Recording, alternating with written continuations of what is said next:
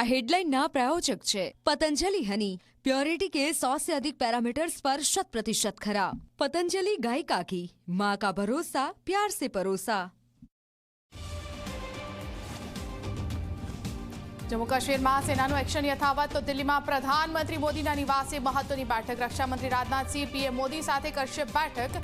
સૈન્યની તૈયારીઓ પર થઈ શકે છે વાત।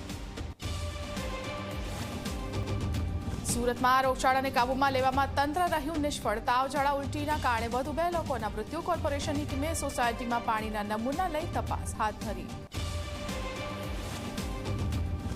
જો રાજ્યમાં વરસાદ ખેંચાય તો પણ નહીં પડે સમસ્યા। નર્મદા ડેમમાં હાલ 60%થી વધુ પાણીનો જથ્થો। 1 વર્ષ સુધી પીવા અને સિંચાઈનું પાણી રાજ્યને મળી શકે તેવી છે સુવિધા।